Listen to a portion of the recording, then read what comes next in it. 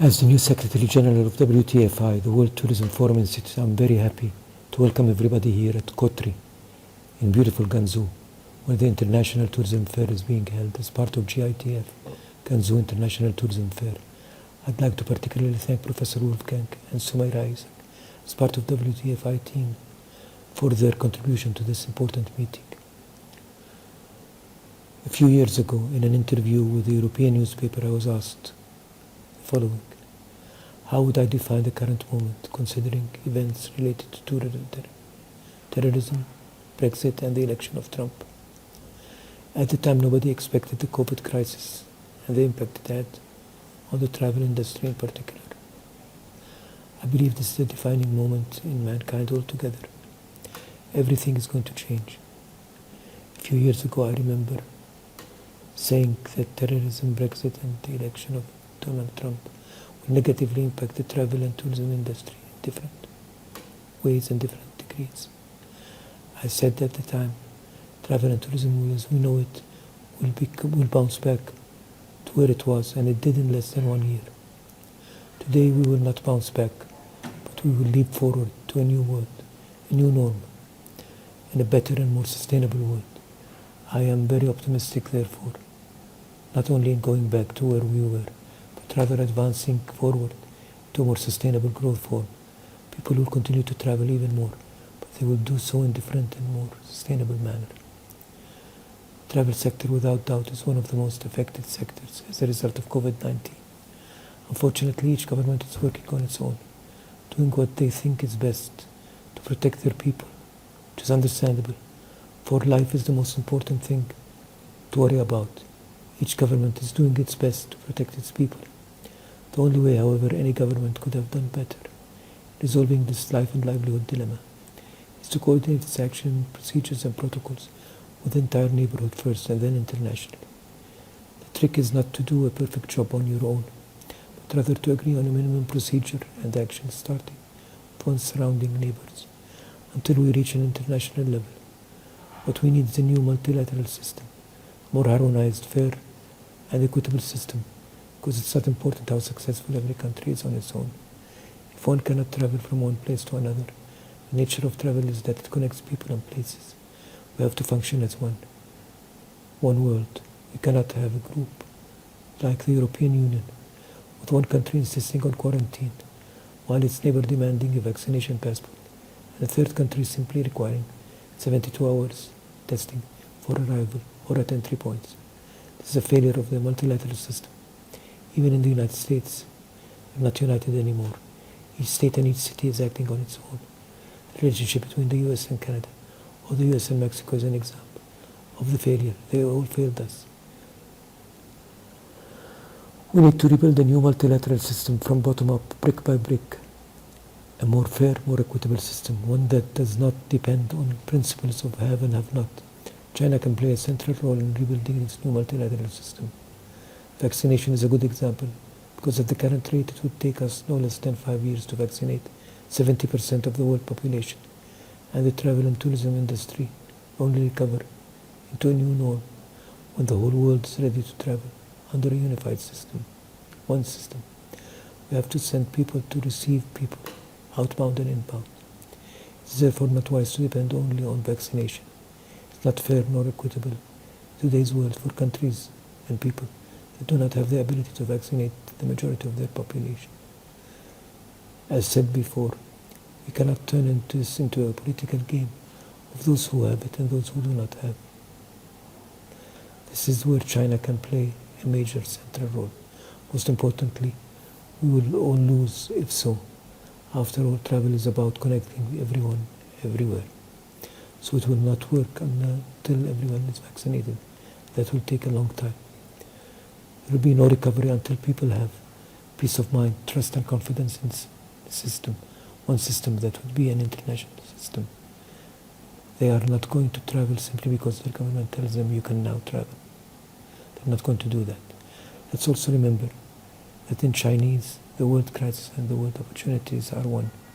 China is not only a source of wisdom, it's also a market source, major market source market for international tourism.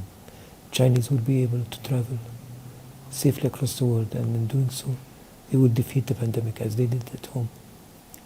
Domestic tourism in China is almost back to 2019 level. This is an important sign because it highlights the importance of domestic and regional tourism as an important outcome of the COVID. A country it is not traveled and enjoyed by its own people. First, it cannot be enjoyed by any other visitor. It's a principle I live by. Today, with more than 10% of international travelers originating from mainland China, the world is hoping to soon welcome Chinese tourists again. This conference is an opportunity to learn more about the new demand of Chinese market. It's an opportunity to be used by the global tourism industry to move from concentration on quantity to concentration on quality service. This will without doubt translate into a more meaningful tourism and support a global understanding between people, nations, and cultures. The new Chinese traveler post-COVID will be more demanding for quality tourism and more interaction with the local communities that they visit. I have much to say about this, but I'm expecting this conference to be an opportunity to learn about new demand of Chinese market, both inbound and outbound. My message to you, therefore, is come together. We can all do it together. No government can do it on its own, no matter how good their plan is. These are opportunities that come out of every crisis. Let's not miss this one. I thank you all very much. Wish you all the best here in Guangzhou. Thank you. So before we start with the panel, and after listening to Taleb Rifai and his very deep and impressive thoughts about the future of global tourism, let's have a short overview about the new trends and expectations in the post-pandemic Chinese outbound tourism. Clearly, the world is preparing for the restart of China's outbound tourism. The appetite for international travel in China has not changed. Surveys show that the Chinese international travelers are as eagerly as everybody awaiting the time when it will become possible again to start postponed and new trips for business, family meetings, health, education, and of course, leisure. The appetite has not changed, but travel behavior, needs, and expectations have changed during the pandemic. More importance is given to nature-based activities, to visiting new and less crowded destinations, to go for meaningful activities. Travel forms are moving from mass market package tours towards FIT or semi-organized trips in small groups. So let's look in more detail at this. Very briefly, my name is Professor Dr. Wolfgang Georg Alt, and I'm the CEO of COTRI, China Outbound Tourism Research Institute. I traveled to China for the first time in 1978. I've been a tour operator. I've been for many years a professor for international tourism management, and as you can see, I'm also engaged in a number of other organizations. The last one added in 2021 being that I'm the founding dean of the Head Business School Institute. The China Outbound Tourism Research Institute, as the name is already suggesting, is working to help people all around the world to make Chinese visitors happy and to earn some money in a sustainable way in the process. And also COTRI is a member of a number of the major international tourist organizations in the world. So I'm sure you're all aware that outbound tourism from China has been growing significantly in the last 15 years, and China became the top tourism source market, but also that China in 2020, 2022, and 2021 has recovered faster than all other G20 countries. The economy is back on track. And the top 10% of the Chinese society, those traveling abroad, rather got richer than poorer in that period. And also domestic tourism in China is back to normal, in some parts even already more developed than the 2019 numbers were indicating. So we will try to look at this development and see how the Chinese outbound tourism actually offers to the possibility to develop a more sustainable approach and a way towards what we call meaningful tourism through the improvement of quality and with the support of recommendation marketing. Because as Taleb Rifai, the Secretary General of WTFI, World Tourism Forum Institute, to which HAT BSI also belongs, and of course the former Secretary General of UNWTO has been saying, and we just heard him before again talking about this, no return to the old normal, but forward to a new, better normal. Because the challenge for global tourism has been that by 2019, the good old times, people remember now fondly, actually were not so good. So we had over-tourism, we had host communities increasingly being hostile towards visitors. And we simply saw that by the very success of international tourism, by the immense growth of numbers of tourists, the idea of hospitality has been made a mockery, and in many places a juggernaut have been driving over local nature, local culture, local authenticity, diversity, serendipity, negatively impacting satisfaction levels of all stakeholders involved.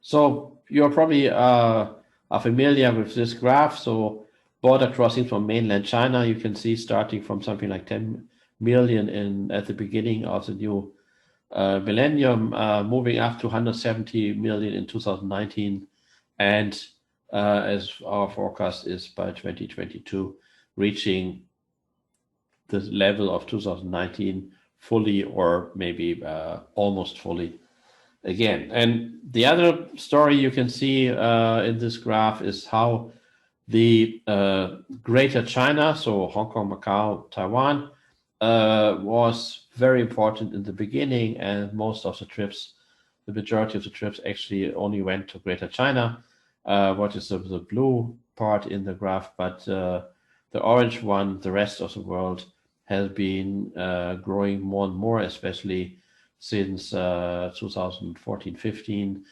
So now more than half of the trips are going beyond Greater China. And also from the total number that already 2019 Chinese outbound tourism was, both in terms of trips and also in terms of spending, more than double if you take the size of USA and Germany together. So we saw by 2019 that the Chinese outbound tourists had already a higher level of sophistication. Then they had more special trips becoming of central interest for them. We saw that more young travelers below 18 and more older senior travelers were joining international tourism. And also it was not exclusively anymore first-tier city inhabitants traveling internationally. And of course, there was much more information available about outbound destinations, where to go, what to do. And even the problem of language was overcome, that you have a lot of gadgets, and already had them in 2019, where you have an app or you have a little machine where you can speak in your language and the machine will speak in a selected other language. But what we can also see is that, again, like in global tourism, also for Chinese outbound tourism, that the very success of the market led to the case that the quality and the satisfaction was actually going down. And so there were only quantitative KPIs were used. So arrival numbers were growing, hooray. But you could see that in most places you had rather low yield because it was all the question of pushing down the prices. And also that in some places even the big numbers of Chinese visitors were pushing the traditional markets, source markets out of the destination, so that other Australians, Europeans, and so on were feeling overwhelmed by the number of Chinese visitors and stopped traveling there. Bali maybe is an example of that. So, and in many cases, Chinese tourists, because they were so visible, were blamed for being the source of over-tourism.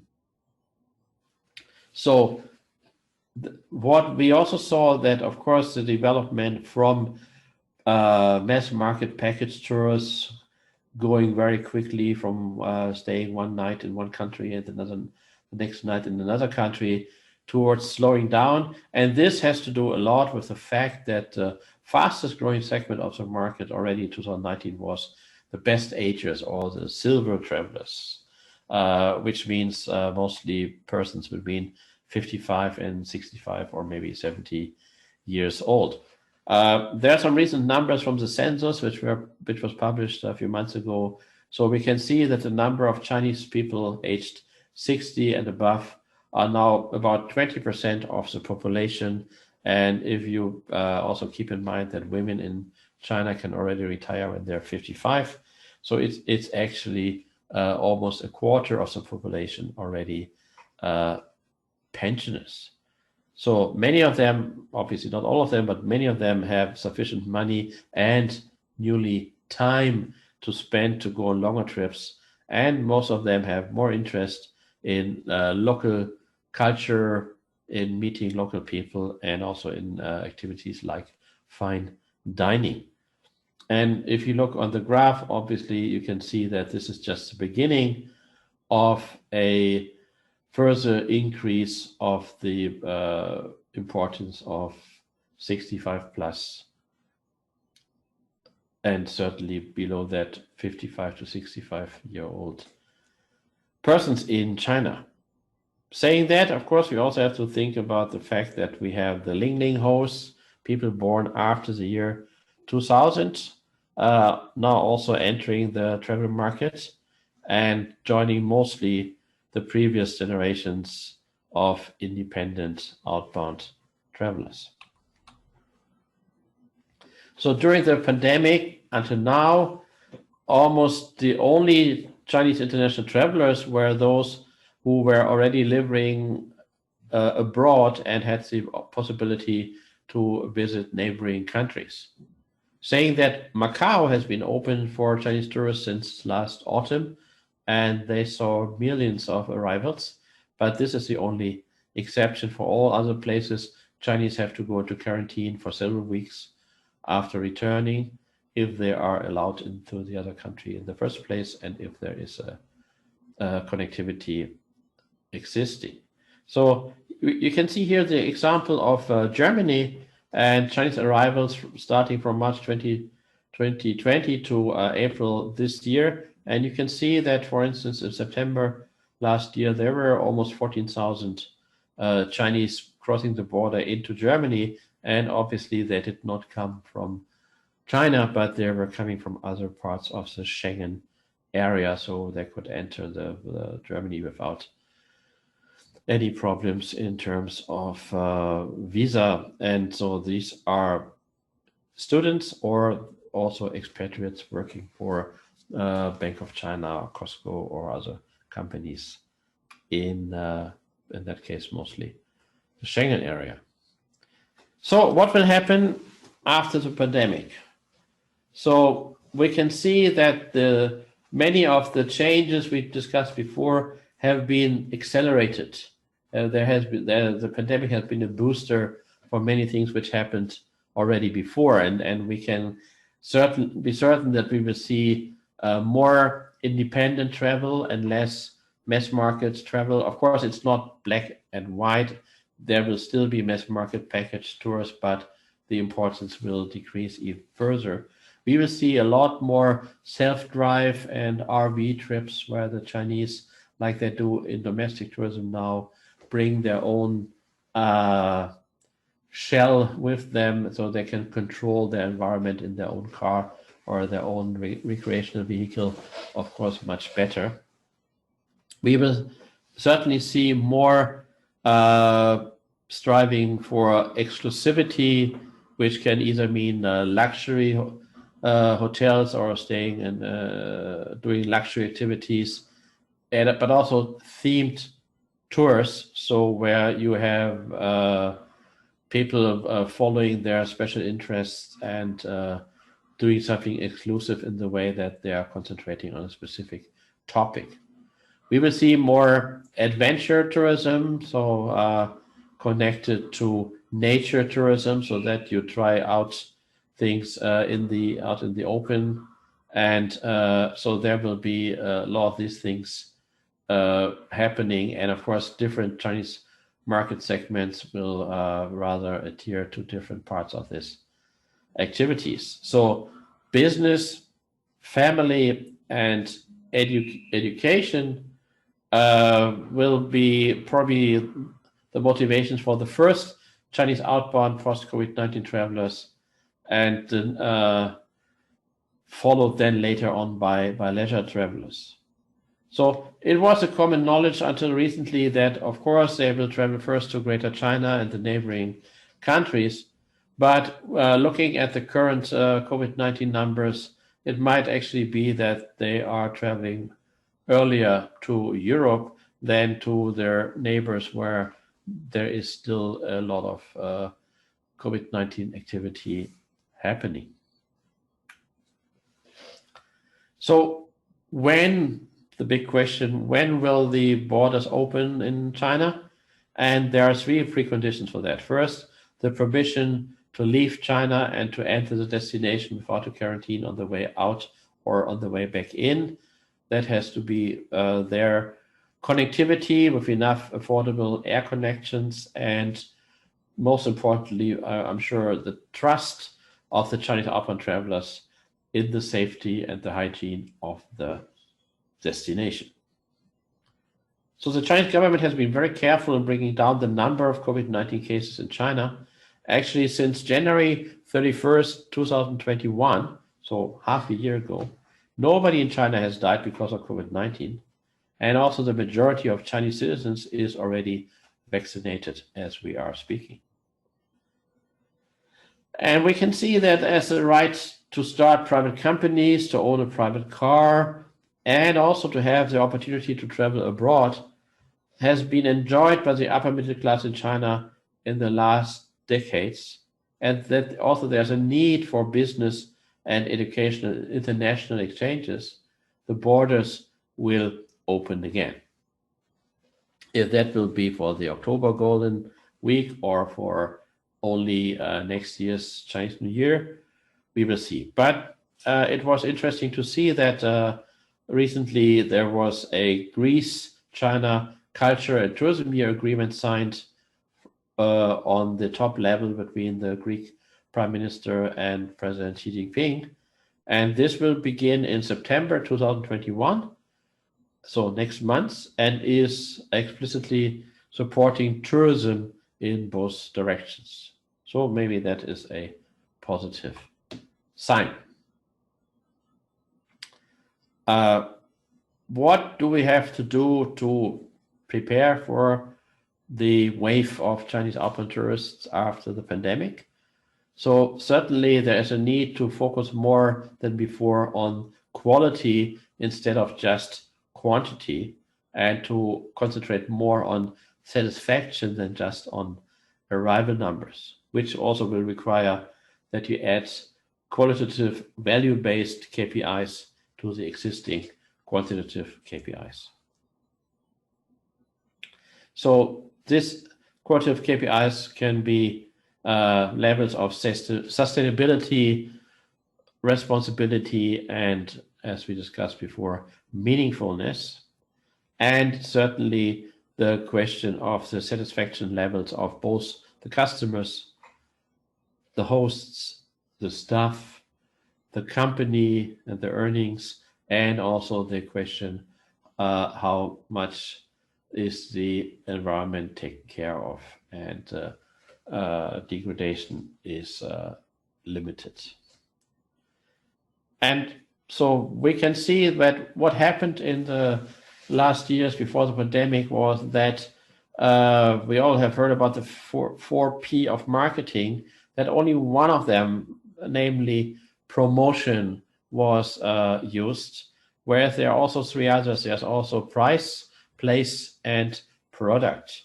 And as the most NTOs and many companies and hotel groups and airlines concentrated on promoting their products in Chinese social media, telling potential visitors how wonderful it is, with very little actually results.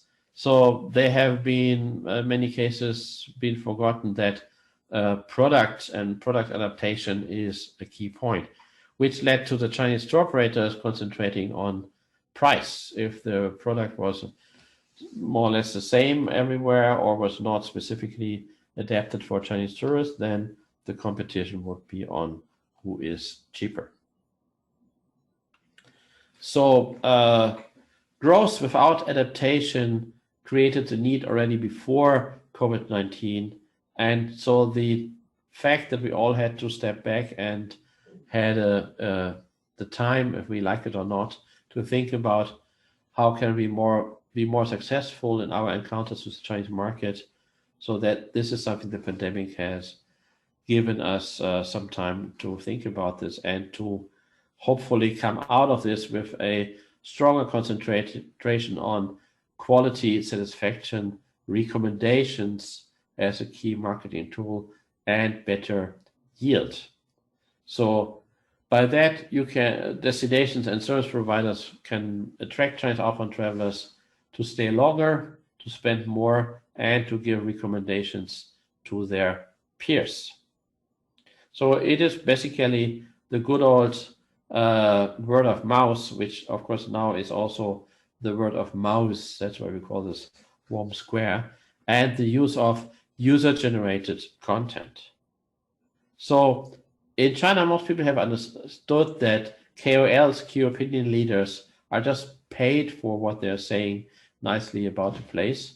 So working with KOCs, key opinion customers, who are really trusted by their peers, if they do a live stream or a post telling people how wonderful it is here, or how nice are the people working in this hotel and so on, this is much more convincing. So we will see still Chinese people wanting to see the world with their own eyes, to gain social prestige from their travel, to follow their serious leisure interest, and maybe also follow in the footsteps of their idols and of celebrities.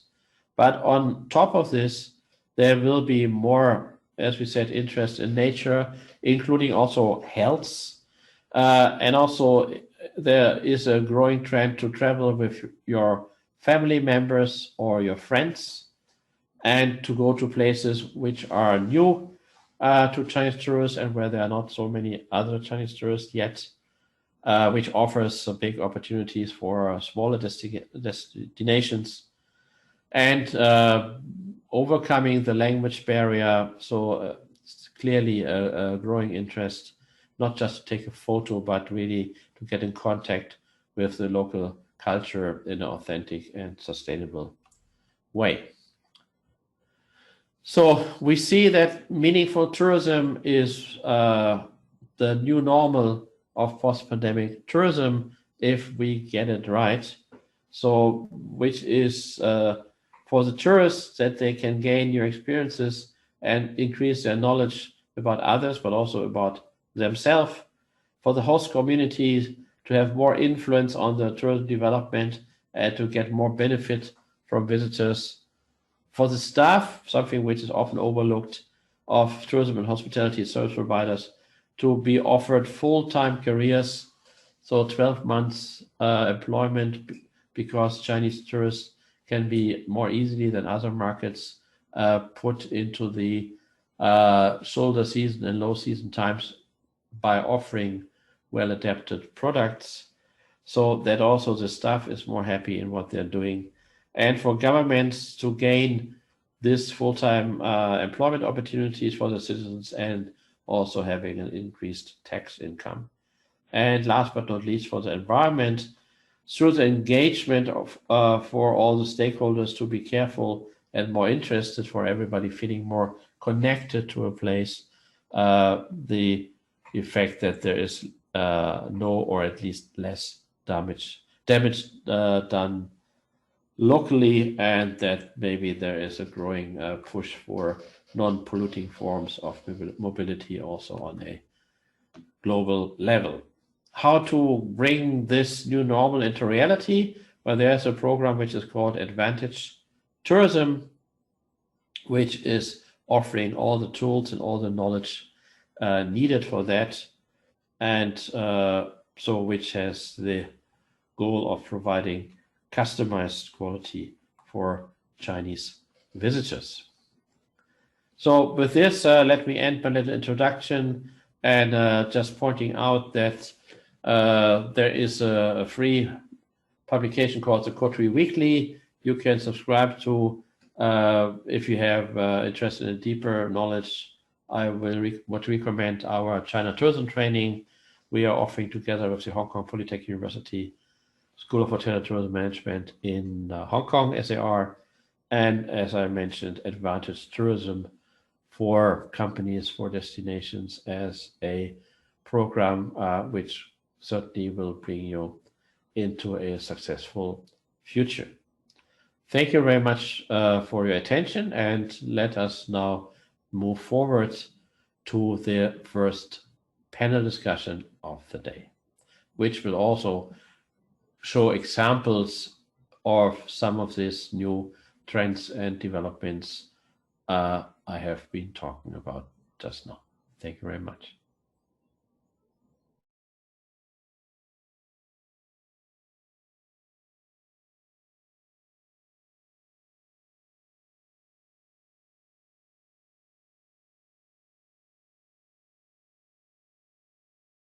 So, hello back, everybody. After we had the keynote of Taleb Rifai and my little remarks for the current situation, I'm now very happy to start the first panel.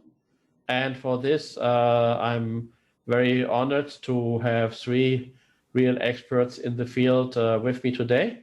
So we have Sumaira Isaacs, who is the CEO of World Tourism Forum Institute. Hi, Sumaira. Hi. And we have Peter Kreuzig, who is the boss of MyCulture and some other companies and based in Switzerland and in Germany in Europe. Hi, Pete. Hi. And last but certainly not least, we have Jessica Beinecke, or how do you pronounce this American style? Beinecke? Beinecke, but Beinecke is probably right. As a German, I would say it's a Beinecke.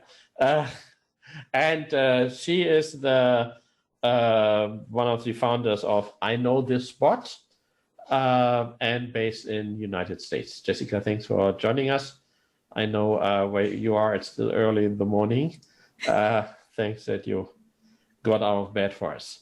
So, so maybe we can start by simply that you can say a few more words about yourself and what you're doing, what your organization is doing, your company, and what is the connection with China and all that. So, Myra, if you want to start. Thank you, Dr. Wolfgang, for organizing this. This is a very essential talk today, on the potential of Chinese travelers and how the world can benefit, and particular on health tourism. So, myself, I'm the CEO of World Tourism Institute. World Tourism Institute is based out of UK, and it has some individual tourism forums which are organized around the globe. In particular, there's a huge footprint in Africa and a big, huge connection in Turkey, so which we will expand on today. And so we try to make tourism a catalyst for change for developing countries. There's a big focus on that how tourism can help play a role in the economic development and well-being and so forth. So very, very briefly. And we recently also launched a business school, the HAT Hospitality, Aviation, Travel and Tourism Business School, which you are the founding dean of, which is our honor. And yes, that's in a brief us. Okay, thank you very much. Pete. Hi, everybody. Thank you for having me here in this panel. I'm working based in Switzerland for almost 15 years. I'm into camper and camping RV tourism. We are always trying to connect the RV travels with experiences in the country. And what we see during the last year is a trend of self-driving and experiencing Switzerland and Germany and other countries through the own eyes and through traveling as a person itself, and to enjoy the freedom to travel around. And we're trying to make some connections and right now are working on a project connecting the growing demand within China, and to fulfill this with a special offer in Switzerland and Germany.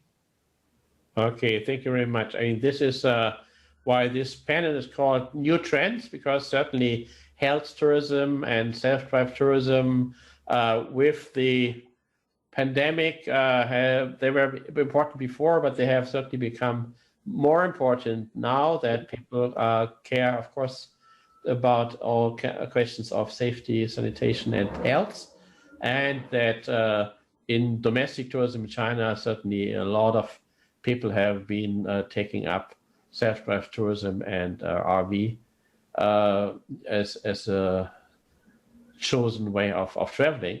And but so when we talk about trends, it's not only what people are doing, but also how you communicate with them. And I think, Jessica, you can tell us about that. Pete, I'm so fascinated by what you do, and self-driving and RV travel is something that we are also not only interested in, but fielding a lot of requests from our Chinese social media followers. So I can't wait to hear more about what you have to offer. And it's definitely on our bucket list to experience something like that. My name is Jessica Beinecke. 中文名字叫白洁，白色的白洁，白的洁。I am the CEO of I Know the Spot Productions. I'm based in the U.S. in Charleston, South Carolina, 南卡查尔斯顿. And here at I Know the Spot, we are storytellers who believe that authentic experiences start when you have the confidence to explore new cultures. We create Chinese language videos for clients that introduce their destinations and experiences to our more than 1 million Chinese social media followers in a fun, authentic, and most importantly, practical way. 今天我很开心和大家分享一下我们发现的一些有关旅游的独特见解，这些见解已经成为了旅游市场上的一些新常态。So today I'm really excited to share some insights we've identified that have already become the new normal in travel marketing. We've worked with global brands, produced more than 100 official destination partnership videos, and more than 2,000 culture-focused episodes, all in Chinese. And most importantly, we've been able to engage every single day with our Chinese social media followers on Chinese social media to create a vibrant community that is focused and passionate about travel, education, and culture, which is a unique combination. Right now, we are in the middle of a 10-week 10 U.S. university video production road trip promoting U.S. universities and the surrounding cities and adventures in China. We are 3 down and 7 to go. So I'm excited to share more.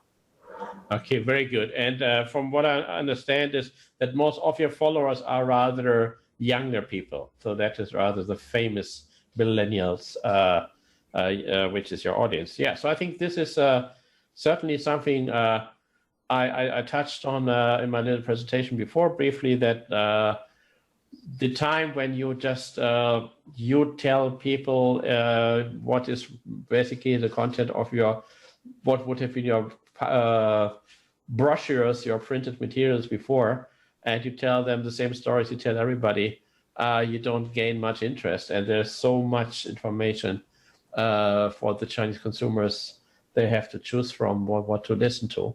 So that this is certainly also, if you want to be heard and you want to tell them about the new offers, that you will need this kind of new forms of communication. Yeah, so I think this is certainly for everybody listening in and watching this panel, something to be interested to get some more details about this. So therefore, let's go back to Samara. And can you give us a bit more beef to the skeleton? So what is it? What makes World Tourism Forum Institute, and of course, yeah, the Harte Business School Institute, where I'm involved in myself.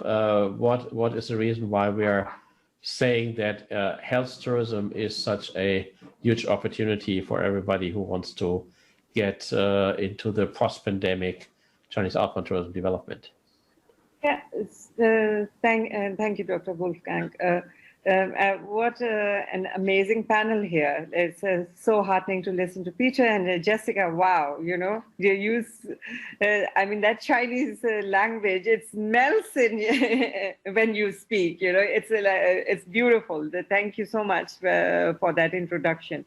So, so why are we here today? You know, why am I in particular here? What is interesting for us as World Tourism Forum Institute and as Harte Business School, why the Chinese market? Of course, the main, there's a huge segue through Dr. Wolfgang, and his Chinese experience and knowledge, you know, is what attracted us in the first place. But over the last few months, we have seen that there is, you know, when you, especially in the post-COVID era, you are seeing that the Chinese GDP is stabilizing, you know, and much, you know, things are following the right trajectory. So this is a segment that the whole world is watching. You know, when the tourism does open up, the Chinese traveler, we know that there's going to be no bar at it, and you know, everybody will want them. So so why Chinese traveler and health tourism in Turkey? So our organization has a huge Turkish footprint. Our founder is Turkey. Most of our team is based in Turkey. So we have a very, very profound and deeper understanding of how the Turkish tourism market operates. Okay, so one of the segments that Turkey has been highly successful in growing is really the segment of health tourism. So health tourism spans the whole scale from just recreational massage, spa, relaxing, and slimming, as well as many healthy in mineral waters, medical checkups, modern machinery to hair transplants, and cosmetic surgery. These are some of the serious offerings in Turkey. And it's been there for years now. It's just that the world is beginning to wake up to it now, you know. And China is getting older as a society, more affluent, 55+% who need to take more care of their bodies after working hard for their careers and money, and younger Chinese are having a burnout problems. I think Jessica may be able to identify with that, being in permanent stress with 3 smartphones and typically 9 to 6 jobs 6 days a week. So Turkey, we feel, can offer help them in a combination of health-related activities and other tourism activities. It's a natural destination for the Chinese tourists. So until now, destinations like Turkey, we have missed on this huge opportunity, you know, and now the focus was on US, South Korea, and of course Thailand gets the Chinese health tourists. So why not Turkey? That's the big question that I'm here to explore today. You know, why is it that Turkey is not able to create that bridge, or if it is fundamentally there already or not? So that's what we as World Tourism Forum, we want to explore, and we have identified that there is a huge opportunity, and we can talk about it a little bit further down the program. Okay, well, thank you very much. Yeah, certainly that is very interesting, and so I had the pleasure a few weeks ago to participate in one of the global summits of WTFI, which was in Bodrum in Turkey, which is called the Davos on the Seas. And certainly there are a lot of five-star spas which are having their own mineral water sources. And so certainly this is something where... Beautiful, that part of Turkey. Yes, and where we, so certainly you can calm down a bit from the rat race you have certainly going on in China 24/7 or 007, as you say in China, around the clock. And of course, Turkey is not the only country for that, but it's a good example how you can combine medical experience. And it is one of the top 5 destinations for global health tourism already, with some nice culture and heritage and sunshine tourism. So and this is of course one way where also the customers will do something for themselves personally. And I think, Pete, when we talk about self-drive and RVs, this is going in the same direction, that you are doing something for yourself, for your own experiences, and not just taking a photograph of something, but really having a deep experience, and also the opportunity to meet the local people and have real contact with the local landscape and the local culture. So how is the China connection in what you have been doing already for a long time in helping people to enjoy the beauty of especially Switzerland? Yeah, thank you, Wolfgang. Imagine you walk through Lucerne on a normal day. It's full of tourists. It's full of Asian tourists. It's full of Chinese tourists. In the last years, before the pandemic, it was a really, really crowded place. Beautiful place, crowded place.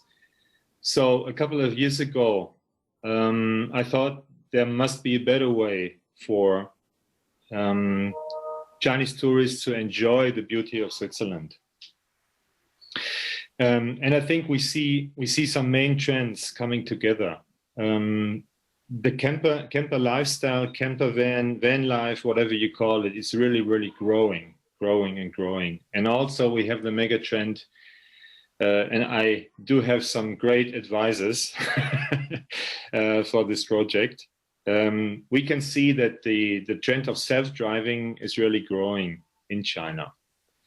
So the connection of driving around in an RV, having all possibilities of being on its own, and also touching down in certain spots, which is organized in advance, came to mind. And so we just need to connect these things which occur on the one hand in China and on the other hand in Switzerland. So to sum it up, we have the idea, we have the concept, and we're working on something called like curated RV tours, okay, which give the Chinese tourists the possibility of feeling independently, of driving around on their own, but so to say, have a net, have like a safety and security net. Everything is organized if they want. If they have any problems, we take care 24/7. And with the RVs, even in COVID times, you can give them distance. You can give them social distancing. You can give them the feeling having the home on the road, so being on their own if they want. And we try to mix these RV tours with a variety of activities and experiences. In best case, these are all experiences and activities which you cannot buy on a normal way, but which we can provide through our network and our connection and our partners. So it's our wish and our idea to bring together nature time, leisure time, family time, meaningful things, travel, of course, collecting pictures, but also meeting interesting people, local people, as you said, experiences educational benefits, finding cultural things, finding things when they're interesting in food or games or sports. We have like a system of where you can just choose whatever you want and whatever your activities which are good for your kids or your wife or your family. So I think all this sums up in a pretty well way of having Chinese tourists enjoy Switzerland in a very, very safe way, in a way where we can work out a really, really nice program for a 7-day trip or a week's trip. And we are very happy when we get going. We're almost ready to do and to launch the first trips. And we really think about that it's going to be a great thing. And maybe we can even come and get some help in storytelling and pushing it. Yeah, we can get into more details later on. Okay, thank you so much. And I'm sure quite a few of the Chinese tour operators watching this will come back and say, hey, I want to contact this guy. That sounds really timely product. And also, but I've seen Chinese driving around in RVs in New Zealand, and their biggest problem was that the cars were driving on the wrong side of the road. So from their point of view, fortunately in Switzerland, they drive on the same side of the road like they do in China. So that will be one problem. You can see in the back, of course, we have made a lot of evaluations, and what we see, what's really important, the cars that we offer to drive are first-class premium camper vans in a compact dimensions, so everybody can drive them. Nobody will get stuck in a pass like this that you see in the background. So these are excellent up-to-date cars, premium quality, but not too big, compact cars. So you can enjoy all the little roads, all the little nice, beautiful hidden spots. Very good, very good. Yes, and so certainly lots of good videos to be made about that. So Jessica, I think you have prepared a short video for us also to see what you're doing. So maybe we can first have a look at that. And so let's see what, and then you can maybe explain a bit more in detail. So let's first have a look at the video. 大家好，欢迎来到我知道这个地方 I know this spot， 我是 Jessica 白洁，这就是我的加州猛犸湖冬季自拍攻略 Mammoth Lakes Winter Selfie Guide， 几分钟之内可以看到很多地方。无论你是滑雪专家，还是期待一个美丽而难忘的环境来学习一项运动的初学者，在猛犸山单板和双板滑雪都会是一次完美的体验。欢迎来到猛犸山，耶！在你预定滑雪课程的时候，可以选择会说中文的教练，让我们一起滑雪吧。好啊。I learned how to ski this week in Mammoth Lakes. It's so fun. 我自己这周在猛犸山学会了滑雪，很好玩哦。At I Know This Spot, we believe authentic experiences can change lives. Across more than 100 episodes, in small towns and big cities, from exhilarating thrills to the calm of nature, we've explored destinations to share what makes them iconic. The authentic story is in the food, the language, the traditions, and the people. It's in the culture. One of my favorite Chinese idioms I learned while living in China was 百闻不如一见. It means seeing for yourself is 100 times better than hearing from others. At I Know This Spot, our mission is to create content that inspires exploration. So from China to Charleston, we're excited to work with your destination to explore what makes you unique. 让我们一起用中文给大家分享一下你的真实故事吧。欢迎中国游客来您这里玩。Wow, that was something. That was quite astonishing. And so tell me, this is, you said already, you have done this already for some time. So how many years have you been, if I might ask the lady that question, how many years have you been doing this kind of videos already? We've been making videos like this for 10 years now. It's our 10th year on Chinese social media.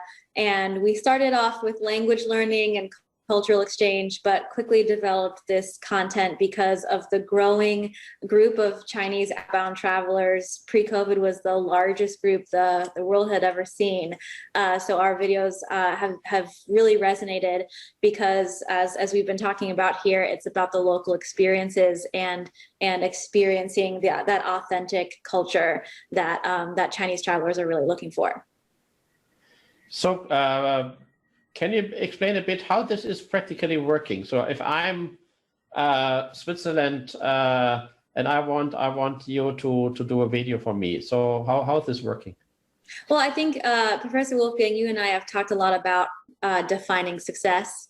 It's not only just butts in seats, heads in beds, people in RVs or folks in the spa, but it's also the satisfaction of the traveler and their personal lasting connection with the authentic local culture and experience. And Pete, it looks like you're setting that up perfectly. From the feedback we've received from our followers on Chinese social media, nothing is more exciting to Chinese travelers right now than experiencing authentic local cultures. And that's exactly what our content focuses on. In Chicago, Illinois, we developed an entire foodie tour to go beyond just the Chicago hot dog and the deep dish pizza. We equipped Chinese travelers with the language and culture know-how they needed before they visited so they can experience more when they got there. We dove into the winter mountain adventures of Mammoth Lakes, California to demonstrate all of the fun activities that are there, but also explain to Chinese travelers what they could access when they got there and rent rather than bring. And I personally learned how to ski the day before that we shot that video. So it also demonstrated to them that you can come as a beginner. I'm also a natural skier, apparently, because I didn't fall down on video.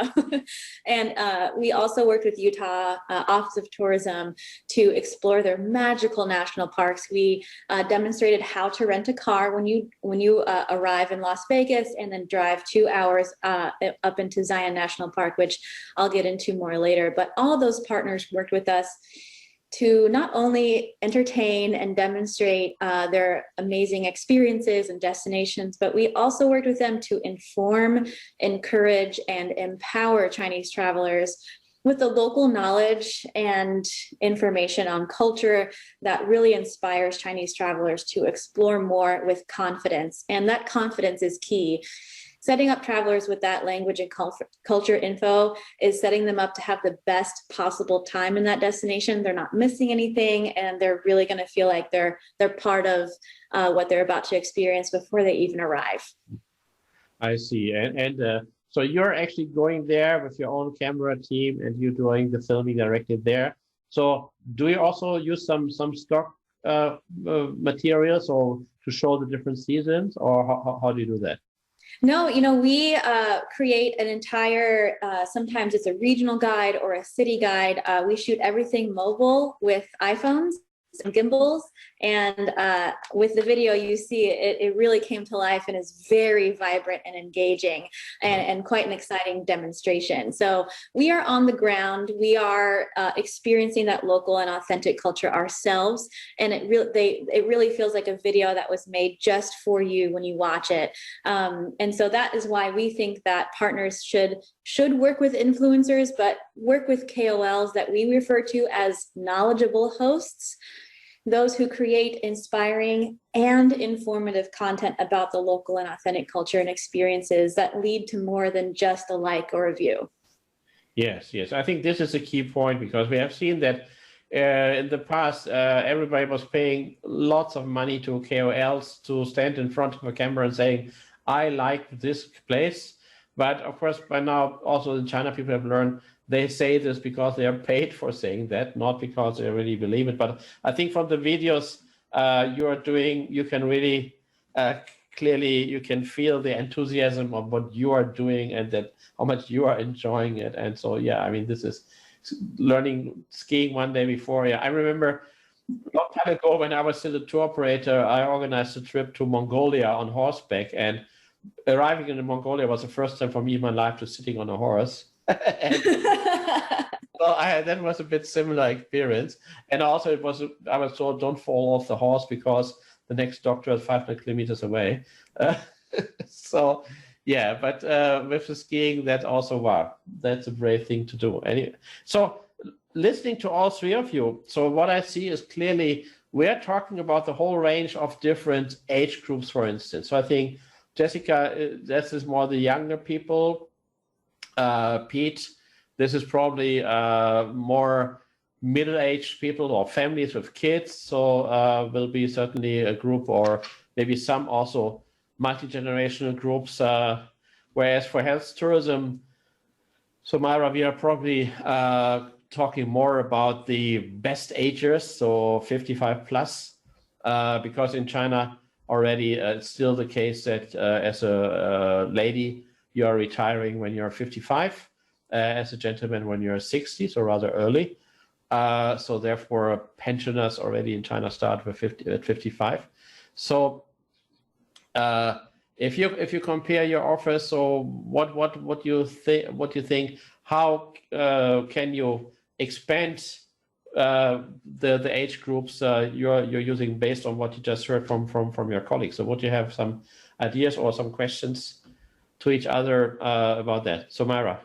Yeah. So, there are two perspectives of why the Chinese tourist to Turkey, and just talking on the Chinese numbers themselves, they are quite staggering, because according to certain data in China, domestic health tourism accounted for about 1% of the tourism's transaction scale. So about 40 billion yuan or 7 billion USD. That was in 2015, and by 2019, the market size has reached 82.9 billion yuan or 12 billion USD, and it's still growing. And we are still counting. So the market itself is really staggering, and there is still room to scale it up. So I think that's one key incentive that anybody targeting this market there is. So there's almost no formal outbound health tourism product for Turkey out of China. But there are few 10-day packages. There's a one top-class tourist, including one-day geothermal spas. By the way, Turkey is one of the 4 top geothermal destinations in the world, followed by only after US and Indonesia. And I think there's one more destination that is escaping me right now. But so the opportunity is huge.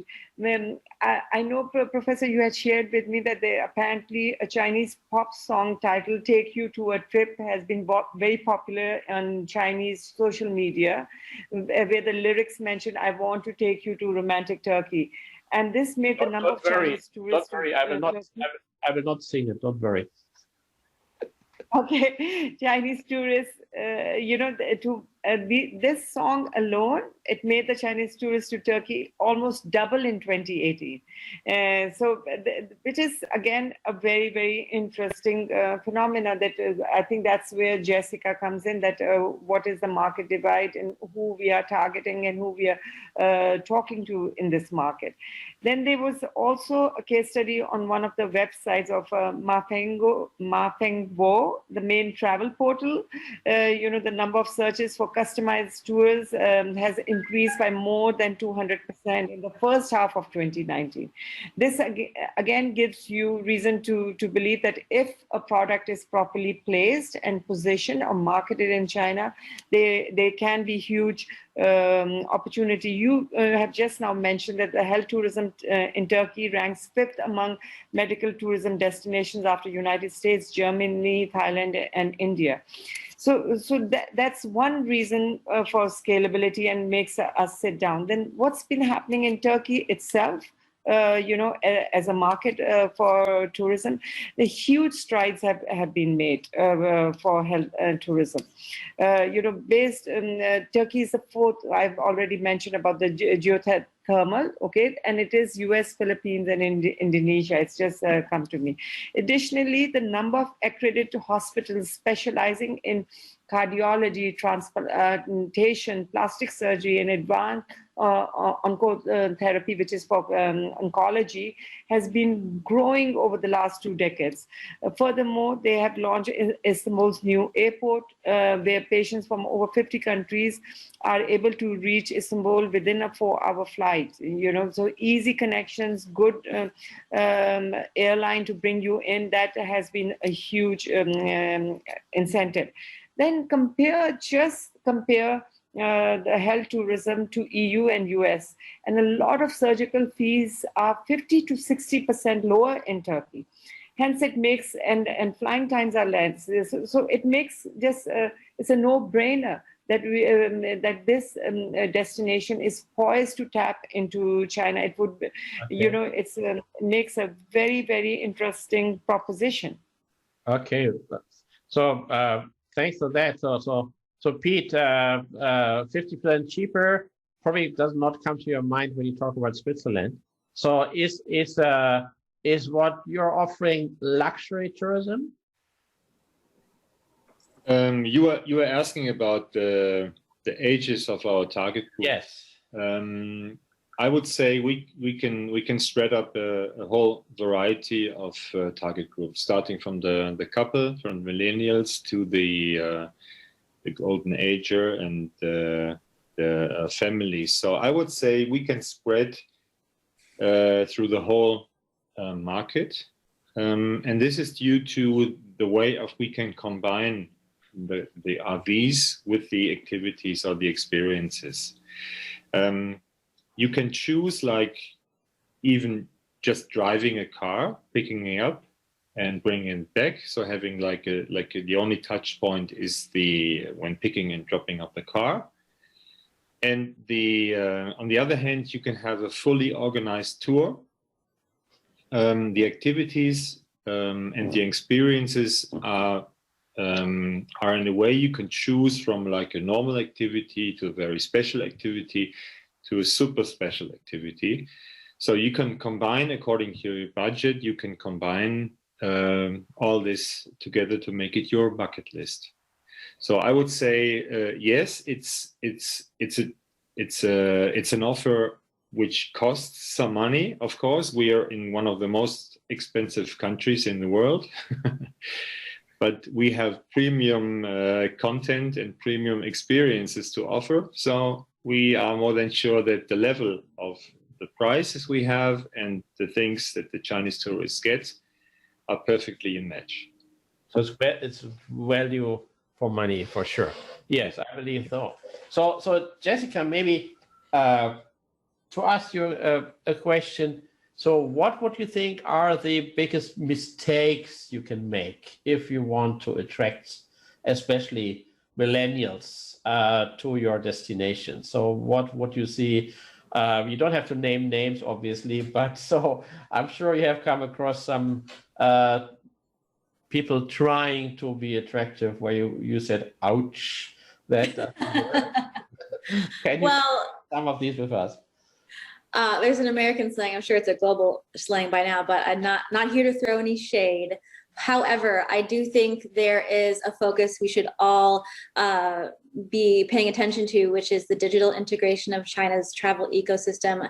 In my opinion, has outpaced the world for some time. So I'm throwing shade on the world because China's doing a great job.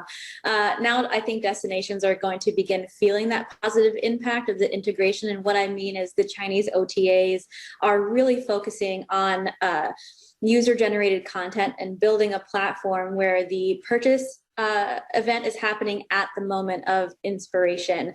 And I think one part that some groups and organizations are glossing over that we cannot gloss over anymore is the role of content in this evolution. High quality content is at the heart of this opportunity. And I have a couple of points I'd like to share that we are taking to build our brand and continue reaching out on Chinese social media, but it also provides that strong value to our clients when they're looking to reach out to Chinese consumers. Number one, I think I mentioned this before, is that your content needs to inspire, be beautiful, be exciting, but also inform. Sumaira, you talked about all of the offerings that you have for Turkey, organizing that in a compact piece of content that informs everyone exactly all of the amazing things that you're offering. The pop song's great. I think that's such a great start. And making sure that the informative content is there and in the right places is really great. And also, Pete, you can just imagine what the videos would look like for your content offering too. I just can't stop thinking about it. But the point is that you all are more than the sum of the traveler uploaded grainy photos. You have cultural, environmental, health, and foundational stories to tell, and bringing those to life in video is really crucial. And I do also believe, point number two, that Mandarin is a must. Your video content must be in Mandarin. It's an obvious and meaningful gesture that shows how much you really value the Chinese traveler.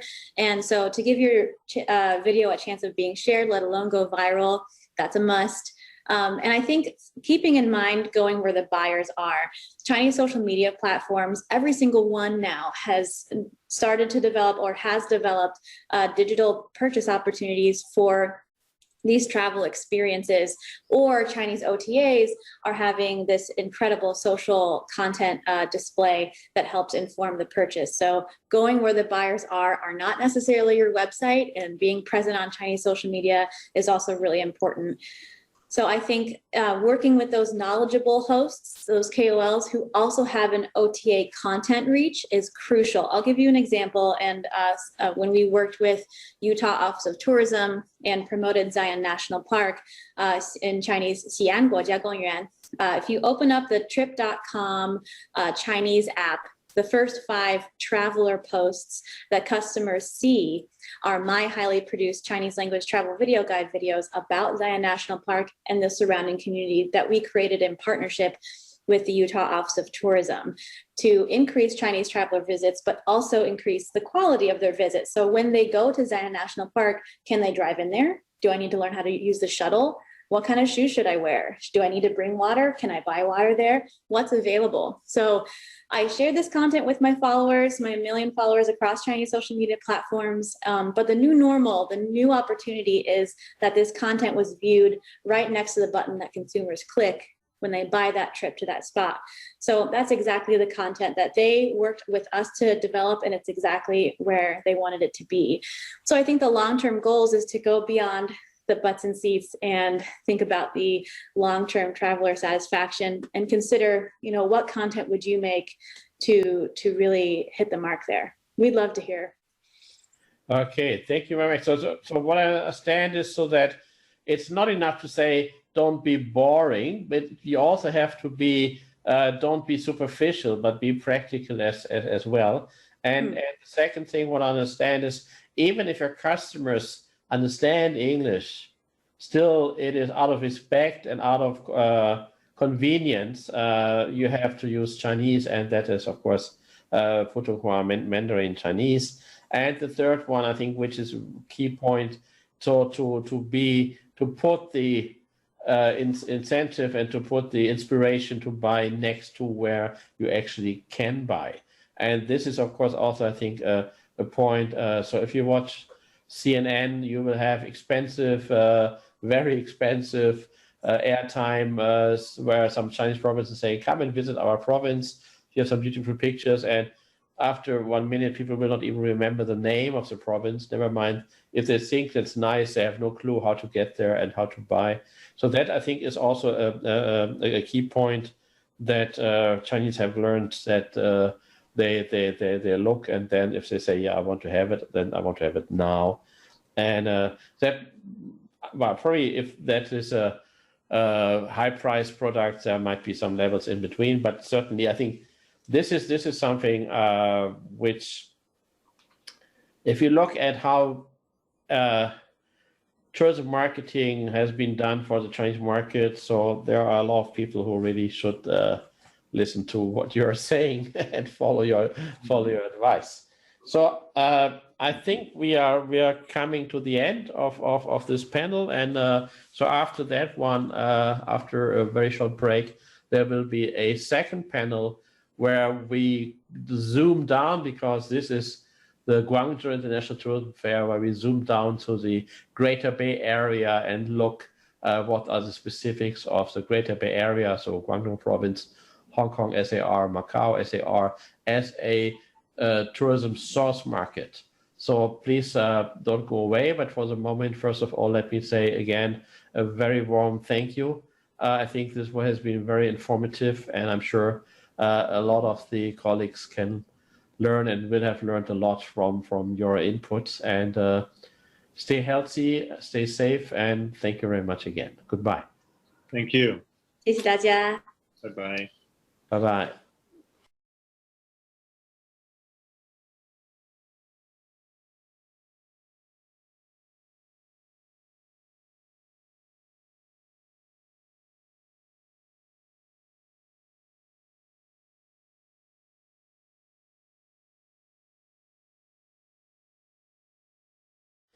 Hello, everybody, and welcome back. So after the first panel, where we looked more specifically on some of the trends in the post-pandemic Chinese outbound tourism, now we will go more focused on the Greater Bay Area.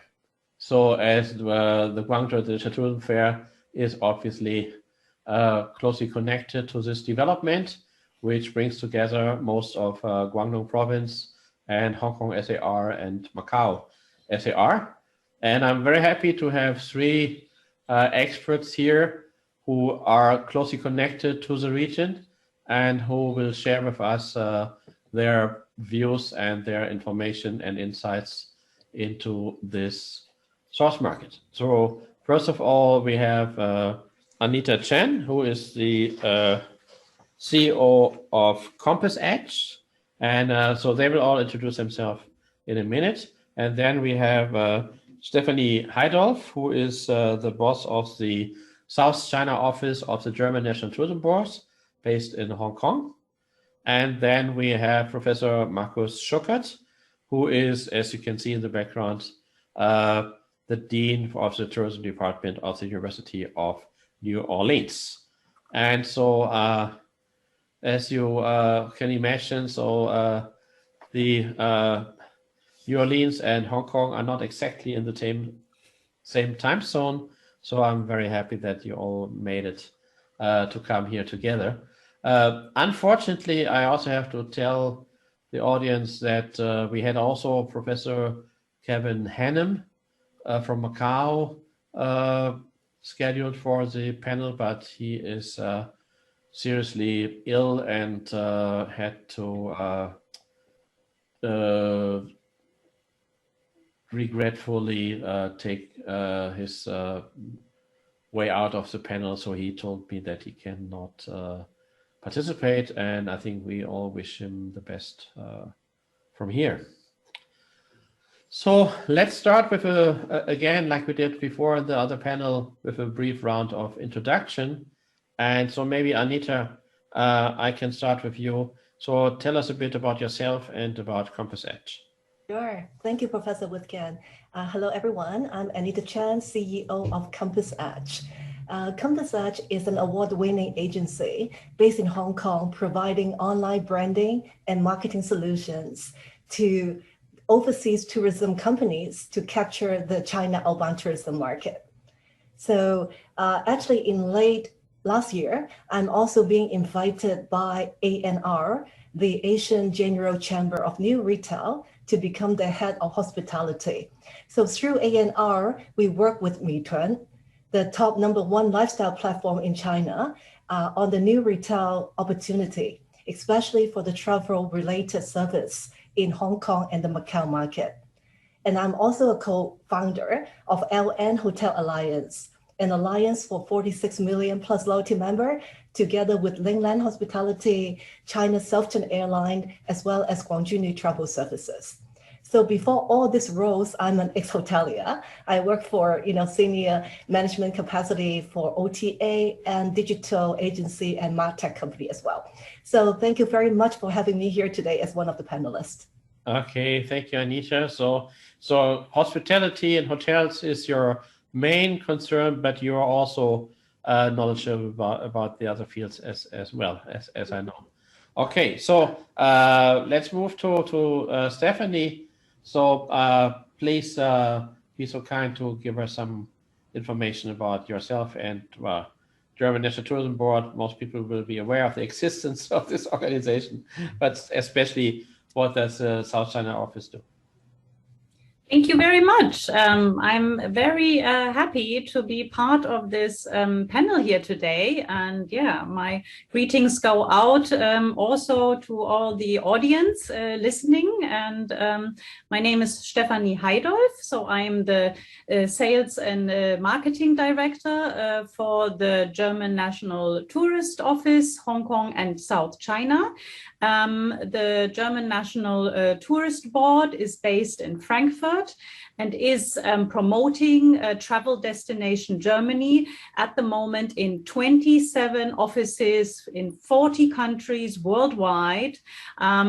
We are very well aware that it is even more important to bring back travel during these years and this crucial time. So our job here is to find ways and sustainable solutions for travel for South Chinese customers and Hong Kong customers, and also to evaluate how their needs and their travel expectations have changed during the past years.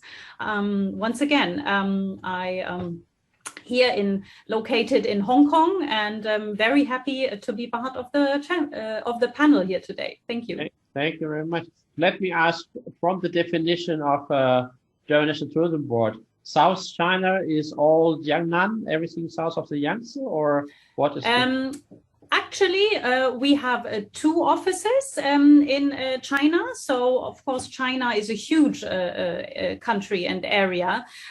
So our sales office does cover the Greater Bay Area. So the provinces in South China, Guangdong, Guangxi, Fujian, and Hainan province, and Hong Kong. So actually, we also target and focus for promotion material in Cantonese language. I see. Ho ho. So very good. So okay, that is very interesting, and of course that's what we will talk about today. So that the especially the Cantonese speaking market, and of course when we talk about Greater Bay Area, that is what you can say is maybe a market which have been a bit overlooked by many international destinations. So, but before we come to that, so let's just move on to Marcus. And Marcus, also please give us some brief self-introduction. Thank you, Wolfgang, and thank you for having me. It's great seeing you all. I'm Marcus Schuckert. I'm here at the moment from Las Vegas, which fits, I think, in terms of Greater Bay Area pretty well. There's an important connecting point between Las Vegas and the Greater Bay Area. I'm the director of the Lester E. Kabakov School of Hotel, Restaurant and Tourism Administration in New Orleans. I mean, New Orleans is one of the extremely famous places for hospitality and tourism in the US. And therefore, it's pretty logical that there is an outstanding tourism and hospitality program, and of course a center for research excellence. So, about how is it developing or coming to the point that I'm in this panel? I have been living over 10 years in Hong Kong, working closely with all the entities, and of course, Anita. We had from the Hong Kong Polytech University, where we have strong links with LN Hospitality and Hainan Airlines and so on. It's great to see, and of course with the GNTO. Not saying that my background is German, so basically I'm working unofficially as an ambassador, basically promoting Germany all over the place there, and it's really great to have such entities. In the special economic zone, and of course, working with you. Thank you very much. It's a pleasure. Thank you very much. And maybe it's not too much of a secret to say that also you have family connections to East Asia. Oh, of course, definitely. That's an important point, and deepens the understanding and the ties, let's say, between the continents, which is, let's say, pandemic and post-pandemic wise, not that normal anymore, as you probably know. And I strongly hope that it will come back to a new normal and better normal. Yes. This is the better normal. This is also, I think, what at the very beginning of this conference we heard Taleb Rifai talk about, and that's what we are all striving to achieve. So, Anita, coming back to you, and so the panel topic is very simple: Greater Bay Area as international tourism source destination. And well, this is a topic, of course, which has been central for your work for many years. So I'm really looking forward to hear your point of view, and I think you also have prepared a few numbers for us to share. Thanks. Okay, so when I just talk about, make a brief introduction about myself, I talk about the LN Hotel Alliance that I co-founded. So I'm going to share two interesting photos very quickly. So you can see that was the founding ceremony of the LN Hotel Alliance. And you can see a very familiar looking logo, on the podium. It's actually GITF. So that was the founding ceremony at GITF in 2018. So GITF is very special to me, and that's the venue that we are in today. And then the second photo that I am going to share, and you can see, in addition to myself on the stage, there are Guangdong province government officials, endorsing our launching of the alliance, as well as executives from Lingland Hospitality, which we know the majority of the hotel is in the Guangdong province, is in South China. Also, the executive from China Southern Airline, which they are headquartered in Guangzhou, as well as Guangzhou Travel Services, which they are one of the biggest travel service company, also in South China. So you can see the founding of this alliance mainly focusing in South China, including Hong Kong, which is Compass Edge, which is us. At that time, the Greater Bay Area hasn't come into play, hasn't formally been announced yet, but that is the concept. But after we formed the alliance, a few of our clients say, Anita, this is great initiative, but why Guangdong, why South China? Why not Shanghai? Why not Beijing? So unfortunately, this is always a question for a lot of overseas company that they think of going to China. The city that pop up in their mind is always Shanghai and Beijing. So to me, they are losing out good opportunity and good potential here. So I'm going to quickly show another slide or another data very quickly, which is search engine data, because I like to look into data and see what makes sense. So this is the data analytics from one of the key search engine in China, 360 search engine. You can see the top 5 sources of search demand, okay? On the top for individual travel, number 1 is Guangdong. Shanghai only comes into number 5 because Guangdong province, as we know, they are very free and easy. They can book a ticket, pre-COVID time and go to Thailand on the weekend. It's very easy for them. So individual travel, definitely they are number 1 source for the search demand. And then even the smaller chart down there, if you look at the search demand for travel, which include not just independent travel, but customized travel, group travel, business travel, and everything. Beijing comes in number 3, Shanghai comes in number 4, but then Guangdong province still comes in number 1 in the search engine data analytics. So to me, that is quite evident that, at least Guangdong province people are very interested, South China people are very interested to travel, and they search a lot about travel information. So that is the power of the South China that a lot of overseas companies are overlooking, as what Professor Woodcan just mentioned. And then now with the Greater Bay Area concept into play, Hong Kong, okay, is such an important source market. I love to use this to showcase. Of course, there is no surprise to everyone. China is going to be predicted to be the #1 outbound source market, no matter what in the years to come. So it comes with no surprise. Everyone expects that. But when you look at this Euromonitor data, Hong Kong as one city, okay, it is now the #6 top source market, making outbound trips to the rest of the world.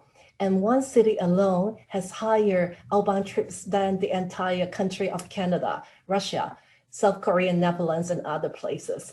So that's pretty amazing to me that, you know, the power of combining the 7 cities in the Greater Bay Area plus the 2 SAR, special administrative regions of Hong Kong and Macau into the Greater Bay Area, you know, the potential of the outbound tourism demand as the source market. So I'm quickly going to give maybe a quick reason of why Hong Kong has such great potential as the source market as well. Not, you know, a lot of people may not know, although definitely Hong Kong and Macau is part of China now, because of the special administrative region status. They have their own passport, and the passport are quite different from the mainland China passport. So I just did a great check on the passport index. Actually, for the Hong Kong passport is ranked number 17 with 139 countries providing visa-free exemption. That means Hong Kong people, passport holder, can actually travel quite freely to 139 countries without any visa. So with the ease of accessibility, you know, no complication in the visa applying process and the money spent and everything, it has been long history that Hong Kong people love to travel and they travel overseas as compared to the mainland China. So again, my point is now the Greater Bay Area, which is South China, plus Hong Kong and Macau, it provides so solid source market and the demand for overseas destination. So this is my sharing for now, and I'm sure maybe, so Anita, sorry to interrupt you. Just to point out the number for China, if in case people are wondering why is China 2018 not in the first position, the Euromonitor numbers are not including trips from mainland China to Hong Kong and Macau, and so therefore this is only trips which go beyond what we call Greater China. Yeah, exactly. So just in case somebody, so if you add the trips to Hong Kong and Macau, then already China is of course 2018 already was at 160 million. So way at USA and Germany. Yeah, thanks for the clarification. And that's the reason why I like this chart as well. Because now Hong Kong and Macau is part of China. You know, like people always say, oh, you know, China is always #1 because there's a lot of trips made to Hong Kong and Macau. But this specific chart, excluding the trips to Hong Kong and Macau, make it, you know, like a pure outbound demand to show. So that, you know, that clearly show, as I say, no surprise to people that you will continue to build on for international destination to be #1 outbound tourism destination. So that's my sharing for now. I'm sure I will join the 2 other panelists on the further discussion in the later session. Very good. I think thank you very much. That was a very good start laying the foundation for the discussion. So let's move on to Stephanie, and I think you obviously will look at this from a European/German perspective as well. So please go ahead. Thank you very much. Yeah, the German National Tourist Board is, of course, also for many decades observing the source market, South China and Hong Kong. I just mentioned the definition of our way, how we define this area. So it is 4 provinces in South China and including Hong Kong. One of the very unique and important characters is that the population is speaking Cantonese, at least in the Guangdong province and in Hong Kong. Of course, also some other areas read and write Cantonese.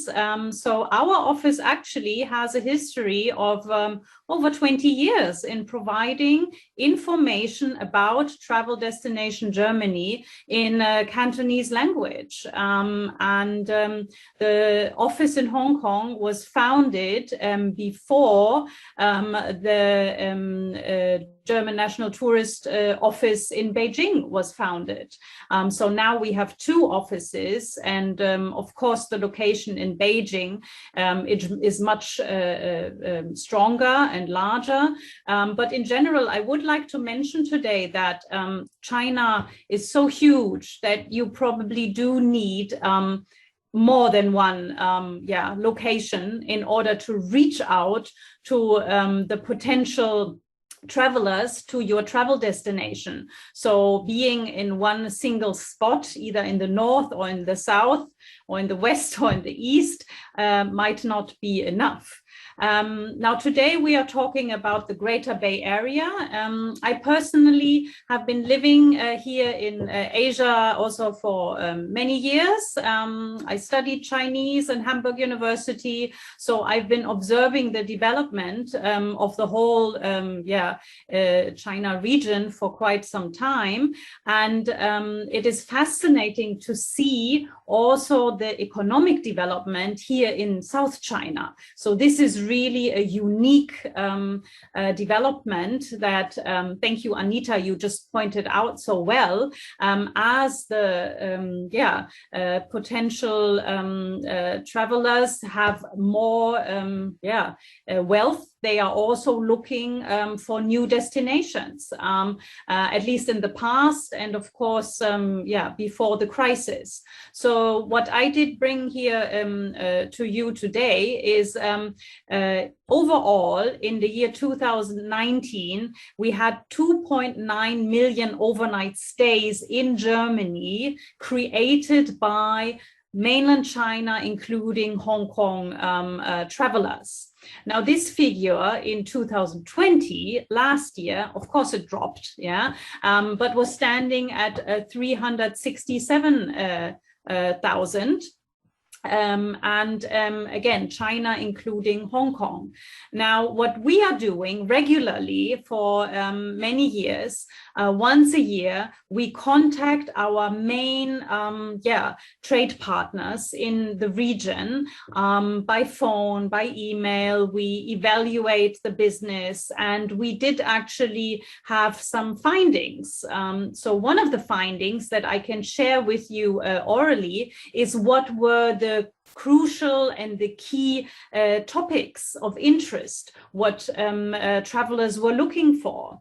Let me have a peek at my paper. So basically, we always differentiate our analysis into South China and Hong Kong.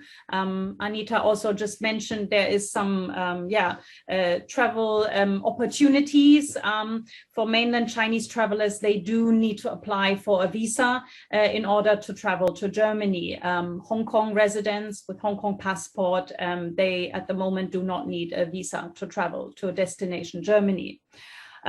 So the topics that were very interesting for South China and GBA travelers in the past were actually topics like family travel.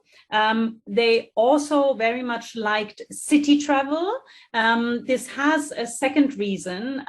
City travel, of course, if you have a travel going to Europe and not only Germany. This has been one of the very prominent products in the past years to have a multi-destination product. So several European countries, and then the cities in Germany that were most popular in the year 2019 were Frankfurt, Munich, Stuttgart, and Köln. Yeah, so we do keep a ranking. So I can share this here. So apart from family travel, cities, UNESCO World Heritage was also a very important aspect that travelers from South China liked to go and visit in destination Germany. I do think last week in Fuzhou, there was a UNESCO World Heritage meeting, right? So China and South China is really becoming more and more important. Again, so apart from these figures, the Cantonese-speaking travelers, I think what is important for us now during the pandemic, during the crisis, to identify what is important for their individual customer journey. So what are they looking forward to? Of course, safety is one aspect post-pandemic wise, but also we are looking to their interests. Have their interests shifted? So this is a question, of course, that I cannot reply to because it's still open. Yeah, we will need to see next year, how does this develop? In order not to speak too long, actually, so customer journey, strong potential in South China. You need to target the customers not only in Mandarin Chinese language, but also in Cantonese language. That is actually an experience factor from our sales office, which I'm happy to share here in this round. Yeah. Okay, so I did bring 2 slides. I brought some decision criteria for city travel. So I hope you can all see my screen. The panelists are nodding. Excellent, thank you. So we have actually in the past years also observed for South China and Hong Kong, the reasons why the travelers liked to travel to cities. And quite interestingly, we believe that city travel, even though we have had the pandemic, actually city travel is still very attractive to South China and Hong Kong travelers, outbound travelers to destination Germany. So according to our information, the top 10 reasons to decide on a destination are sightseeing, local surroundings, art and culture, variety, countryside. You can see the amount of percentage that in our annual surveys have committed to either one of these reasons. I think the questionnaire was done between the years 2015 and 2020 on an annual basis. So the decision criteria for city travel is still quite strong. We actually are observing for 2020, for the whole year, that if you look at the 367,000 overnight stays that I mentioned earlier in my contribution talk, that the share of city travel has risen. It's like almost half. So this is something new, and it might stay in post-corona times. So in order to finish off my part, of course, I'm presenting and promoting Destination Germany. And at the moment, we have a very short English video that I'd like to share about the restart of German inbound tourism. Very good. Okay.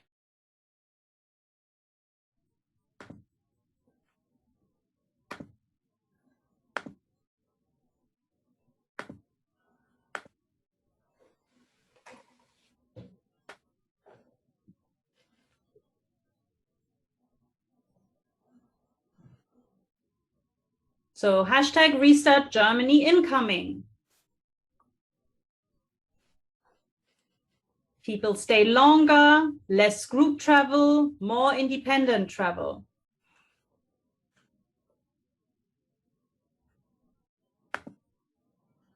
Okay. Thank you. Thank you very much. Yeah, that is quite interesting. And I think also people will have noticed that among the top 10 reasons to go to city tourism, shopping is only rather down the list with 19%, and that other activities like culture and history are further up. So that's quite interesting. That the 2020 visitors stayed mostly in cities, but maybe that is also because most of these people actually came in January and February when it was still possible, and so that's wintertime. That might be another reason why there was such a concentration on city tourism. But saying that, maybe it's also interesting for the visitors to know that even during the 2020, there were, of course, still Chinese and Hong Kong arrivals in Germany. So in September last year, we had 14,000 arrivals because these are Chinese and Hong Kong passport holders living in the Schengen area, and they could travel, of course, maybe being based in Paris or in Helsinki or wherever, they could enter and then leave Germany. Okay, so that brings me to Marcus, back to Las Vegas. And so please, having been not only a citizen or an inhabitant of Hong Kong for so many years, but also having done a lot of research there. So what is your point of view of the Greater Bay Area as a source market? Wolfgang, thank you very much. And I really appreciate because my predecessors here, Anita and Stephanie, they did an awesome introduction and look into Greater Bay Area. And I mean, from a US perspective, or let's say Las Vegas versus New Orleans perspective, if we take on those glasses, we will see that basically, if you are getting new into the market, like the Greater Bay Area, you need to consider a few points, right? So the first one is basically what Anita and Stephanie put up is like the language, right? So we need to understand that that Hong Kong and Guangdong province, they share a certain cultures, share a certain language. Even there is, however, you see that a kind of a border in between those entities. But however, this border does not necessarily apply for doing the tourism marketing, and that's important. What Stephanie said, and I think from the outside perspective, that's mostly overlooked. The biggest issue newcomers into the market have, that they do not necessarily see that China is not one big entity. China is a huge market. So if you want to go into China, you do probably heavy lifting. So you need to really look into identify where are your potential sources, where is a population who can travel, who is travel experienced. And this is definitely Greater Bay Area with Hong Kong, with Macau, and Guangdong province. I mean, people from Guangdong are extremely travel experienced. They started doing business long before other parts of China starting doing business. Not talking about Hong Kong and Macau with their let's say more European heritage in a way, and their connection to Europe. So talking from Las Vegas, as a destination has not a big issue.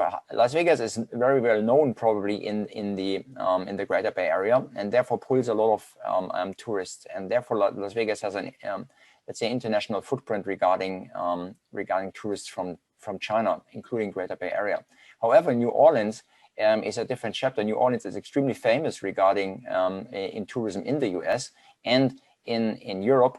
However, in China, from a New Orleans perspective, it would be considered as a new market. There are not too many people traveling to New Orleans right now, and this is what we call distance decay. The further we are from a source market, the more blurry the boundaries become, right? So you need to bring a destination like New Orleans up to the map for those tourists. They need to have a reason to come here. And Stephanie, with the market analytics for Germany, that's one of the basics you need to do. You need to understand why are people traveling and what would make your destination attractive. And then you can start doing your basically doing your marketing. And again, not the heavy lifting going into the whole China. No, select carefully, like Greater Bay Area, and let's say a destination where you have a huge population. And I think this is where also Greater Bay Area marketing can link, or let's say tourism marketing can work together with destinations outside. Because the market is relatively homogeneous. There are huge cities. I mean, if you think about, there's Hong Kong, there is Shenzhen, which is more or less mirroring the gravity of Hong Kong. So you have Foshan, Gongguang, and you have Guangzhou, major cities, so over 120 million people. This is an important market. So if you want to concentrate it, you want to put your first foot into the Chinese market, I think Greater Bay Area is probably one of the best, let's say this way, territories to test. And if this marketing, if this, let's say, operation, pulling tourists to your destination works successfully, like it does for many countries, so let's say Germany, then you can start going into other parts of China, if you like. But again, it depends on solid market research. It depends on knowledge of the area. These are all the basics, Wolfgang, we are talking all the time, right? And also, let's say, knowing about the market and its population. And Anita and Stephanie did great cases how to do that. Yeah. Thank you, Marcus. And I'm sure everybody listening to us in the Guangzhou International Tourism Fair right now will be very happy to listen to what you're saying. But of course, it is. I think it's talking about New Orleans. So the what comes to your mind in New Orleans, I think for most people is, of course, music, is jazz. I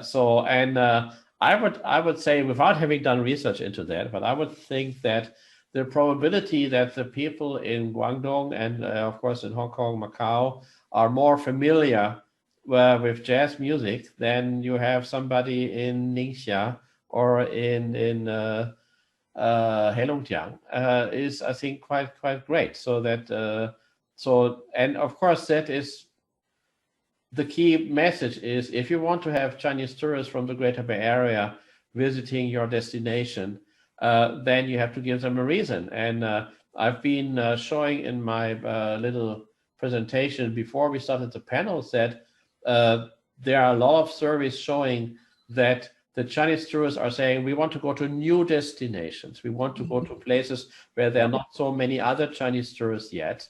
And so within the United States, that is certainly then a place like New Orleans, which is famous and has a well developed tourism infrastructure, but for Chinese is still a rather new destination. So I think this is something you're right.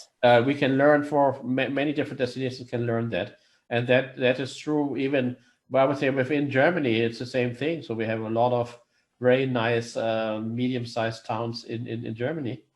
Stephanie. That is my part. Sorry to interrupt. Yes. We are promoting German local culture this year. It's our annual theme. Sorry, I need to step in. You know, this is promoting Germany. Yes. The little pearls, Rostock in the north, Goslar, or little towns, Lüneburg. This is actually what it is about in the future, to identify and to visit the little pearls. Yes, I fully agree with that. And of course, and if you connect this to the special interest of the people, so why would they go there? And Lüneburg, the German capital of salt, and so salt merchants have been a very important part of the Chinese history. Or how many people in China learn about German literature? That's probably 500,000 people. And if you bring them to Tübingen, and other places connected to German literature, certainly that is the case. So let me ask you one question. I think that's all we have time for.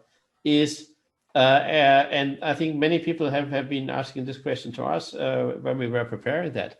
So well, talking about, obviously we talk about here a billion people and hundreds of million people. So every comparison must be very, very general. But what would you say, what is the main difference between Greater Bay Area customers and the rest of China customers? Are the Southern Chinese more into entertainment and fun, and the Northerns are more into history, and the Shanghainese are more into shopping? So that is something you hear often. The North, these are the bureaucrats, these are the boring people. In the East, these are the guys for shopping and money. And in the South, these are the people for karaoke and entertainment and maybe outdoor activities. So which obviously is a very, very broad brush used here. But do you think there's some truth in that, or what would be your point? Maybe start with Anita again. Yeah. I would change your question a little bit. I do not know if I'm allowed to do that or not. You are, you certainly are. But to me, like, from a marketing perspective, even the Greater Bay Area itself, like not just Cantonese speaking or whatever, in a way is quite different, from a marketing platform perspective. We all hear about the China ecosystem, WeChat, Weibo, all that was platform to communicate to Chinese. But we have to bear in mind that for Hong Kong and Macau, still a very high percentage, they are using Instagram, they're using Facebook, they're using YouTube, okay? So, what I'm trying to get to is the information that they receive from the outside world on what, is appealing to them, maybe a little bit different from what is compared to the rest of China, like Shanghai or Beijing.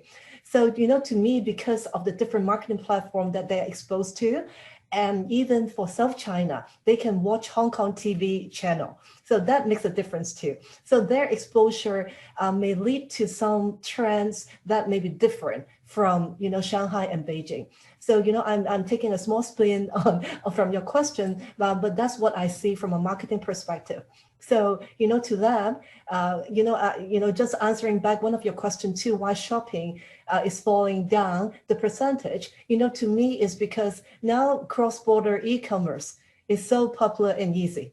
Okay, so they do not even need to go to a place to buy things on their own. They can easily go online and shop, and they can get most of the stuff. So to them, the appeal, the appetite to go just shopping is not as high as before. But now they want to show off. They want to show people they have done something different. They want to show their experiences. So whatever experiences that they're exposed on the marketing channel that they feel, oh, that's pretty cool. Okay, the Gen Z and everything. Oh, I would like to try that. That will drive the success of the overseas destination into their destination. So that's how I see it different because of some market exposure. Very, very, very important point. So that the cultural differences are not God-given and fixed forever, but also what kind of information people are exposed to is also changing actually what they think, what is the best thing to do.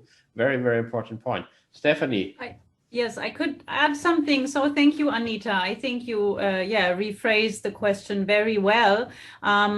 So also, I mean, yes, German local culture, German local craft is one of our subclaims this year. So apart from looking at items, looking at souvenirs, memorables, maybe in future, going along with a longer stay in a destination, ideally Germany, learning a craft could be something, or learning, doing workshops, the experience. So instead of just watching things, I think the customer journey will change. So one aspect is instead of just, having a product, maybe it is, a process and experience, how to do something, learning a craft, a language, maybe even. There's many students who come to Germany to learn the local language and stay longer, actually, maybe summer holidays. And then a second aspect I would like to raise is also the customer journey in the future could include more digital products. So the traveler of tomorrow could already do the virtual tour of a museum he wants to go to, and then highlight those 3 lovely paintings he always wanted to see, and then maybe, I don't know, get an expert to share with him for 1 hour on this one painting that's hanging in his favorite museum in Europe. So I think this will also change. Yes, thank you. I think that is certainly what is the future, and the term immersion comes up here, so that you are going more deeply into specific things, and also, of course, that you are doing something yourself, that you achieve something, because if you are having some money and your friends having some money, just spending money is not impressive to your friends, because they say, well, that's easy. If you have money, you can spend it. But if you can show, I learned something, I that can be from craft beer experts in Bavaria to really learning how to make a marionette in German tradition or whatever. So that is certainly what will happen. And of course, if you can support this digitally in a digital way, that will help a lot. So I think the last word then falls on you, Marcus. Well, I would not say the last word, but let's say this for way. This panel. Anita and Stephanie made the job very very challenging for me to find additional points. But Wolfgang, I would like to come back to your original question, which gives an umbrella to my predecessors so far. I find, because if you compare Greater Bay Area with the city destinations or the city source market you mentioned, Shanghai, for instance, and Beijing. So of course, so it's interesting what Anita said, that there are different e-marketing environments present in Guangdong. So I think that's extremely important, and the saturation in this market regarding information is pretty deep. What I find interesting, Stephanie said, and this is very true for New Orleans as well, you need to make customers give a reason and let's say emotional and a processual reason to come over. So for New Orleans speaking, this would be about music, food culture, and immerse into this really living city, right? Because New Orleans is called the Big Easy, means this is a lifestyle, right? And this is what you can immerse into. So bringing this back to your question, Wolfgang, I think the big difference between these big mega cities, Shanghai and Beijing, and in the Greater Bay Area is that people who could travel to all the destinations outside of Greater Bay Area, you find probably you find in the Greater Bay Area, because they have travel experience, they have the passport, they have the exposure to media, and they have exposure to tourism marketing, like from GNTO. So this makes for me the big difference. So this is not only a small layer of a city population like in Shanghai or in Beijing. In the Greater Bay Area, the wider population in Hong Kong, the wider population in Guangdong province are able to travel and have travel experience. So I'm not talking about the urban population, I'm talking also about the rural population. Everyone have traveled already and is much more experienced than you may find in Greater Shanghai or Greater Beijing area, and this makes for me the big difference. So if you create a desire to travel, people in the Greater Bay Area, they can travel, while in Shanghai and Beijing you probably address only a smaller, more travel experience segment than compared to the Greater Bay Area. And that's for me the one of the most important differences between those cities and the Greater Bay Area. Yeah, well, thank you very much for that again. I think this is another point that while we are all talking about the rising middle class in China, and of course, if you look more carefully, this often is rather the upper middle class. But when we talk about Greater Bay Area, that is probably the area in China where you have the most reason to talk about middle class as a tourism source market, and so therefore, so that hopefully is in the future also for the other parts of China, but here certainly it is more advanced.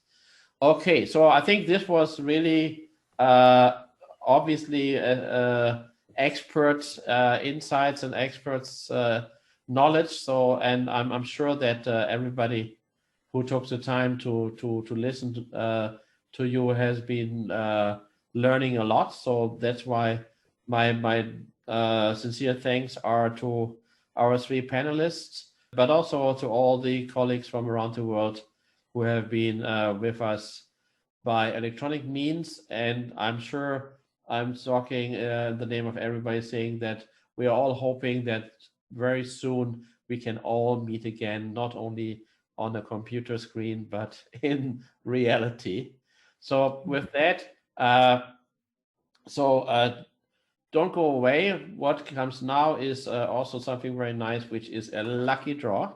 And you will be able to win a China tourism training worth $1,200. So don't go away. But for the moment, I have to say goodbye to my panelists again. Thank you so much. And Thank you. Thank 非常 you. 感谢大家， Great seeing 在 you. 德国再 Thank you very 见。 much. Okay, Zeugin. Bye bye. Bye-bye. So I'm afraid this is all we have time for today. Again, thank you very much to everybody who has participated in our panels. And of course, thank you very much for our keynote speakers.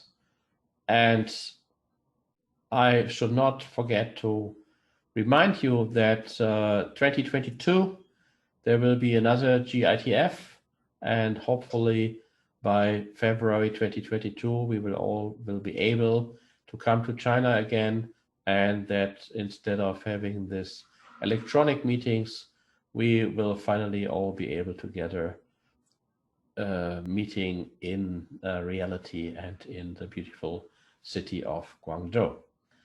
So before we leave, so don't go away yet, because there's still a very important part coming. So we will do a lucky draw, and this lucky draw will be for all the audience who has been registered with Zoom to attend the event online all around the world. So what is the prize you can win? Well, actually it's worth $1,200, so something like 10,000 renminbi. And it is a training, an online training called China Tourism Training, edition 2021, which COTRI, China Outbound Tourism Research Institute, has been developing and updating now for the post-pandemic situation, together with the Hong Kong Polytech University School of Hotel and Tourism Management. And the lucky winner can not only have 90 days access to this complete and very up-to-date training program, but also will get a certification from the university after finishing the training. So to give you something more to dream about, let's have a quick look at some information about the CTT China Tourism Training Edition 2021 with a little video.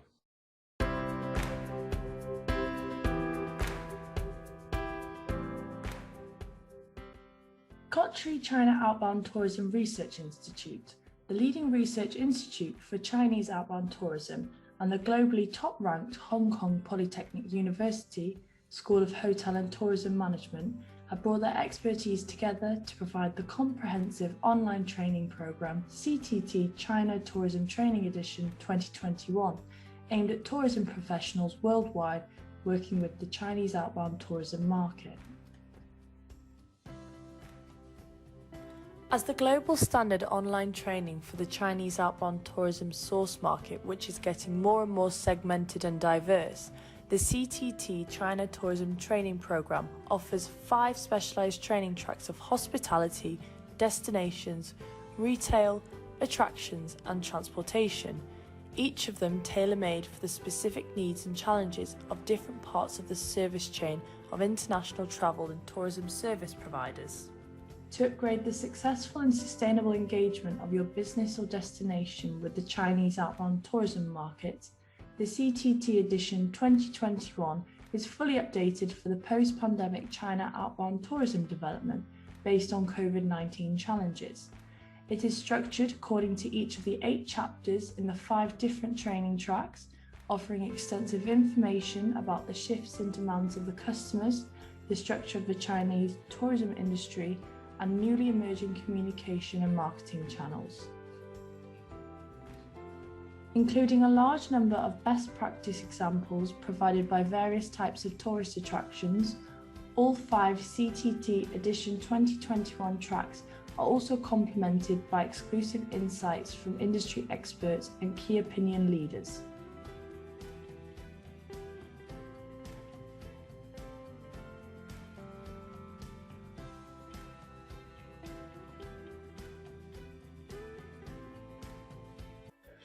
So we have amended our menu to include noodles and fresh steamed vegetables during the main course. We have added chopsticks to our cutlery settings for the dining experience. And also we serve homemade Irish scones as part of the visit here at Glen.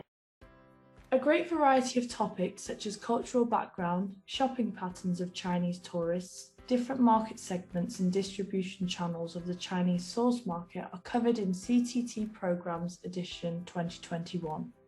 In addition, the comprehensive coverage of the program on special topics lets the participants of all varieties to cope with how to create a welcoming perception for Chinese guests from the beginning to the end, understanding the demands of the market and adapting products and offer accordingly, leveraging events and traditional Chinese festivals, attracting different categories of Chinese travelers and developing niche markets, affectional promotional strategies, how to avoid and mitigate conflict and misunderstanding, and many, many more. So, do not miss the chance. Register, participate, and receive a verified university degree from the Hong Kong PolyU School of Hotel and Tourism Management, issued jointly by the Hong Kong Polytechnic University and COTRI China Outbound Tourism Research Institute.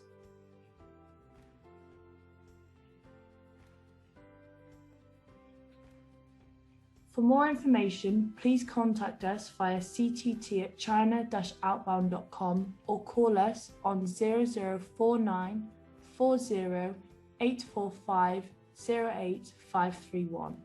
And you can also visit our website, china-outbound.com. Thank you very much and wish you a successful, meaningful tourism business.